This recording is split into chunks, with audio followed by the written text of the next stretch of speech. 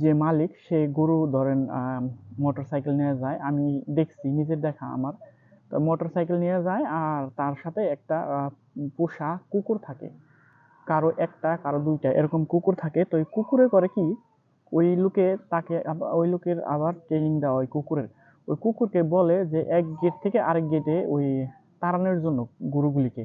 তখন গরু ওই কুকুরে ওই গরুগুলি তাড়ায় ওই অন্য আরেক পাশের যে প্লটটা ওইখানে নিয়ে যায়। তো এইভাবে মূলত ওরা গরু লালন পালন করে। আর গরু ওরা কখনো ঘরে নেয় না, ওইখানেই থাকে, যত বৃষ্টি হোক রোদ হোক সব সময় ওইখানেই থাকে।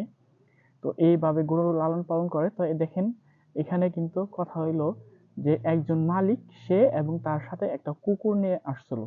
তো এখানে কিন্তু আর অন্য কোনো লোক নাই। এই গরুগুলি আবার আমি বলতেছি এগুলি কিন্তু দুধ দেয় না। তো যেই গরুগুলি আবার দুধ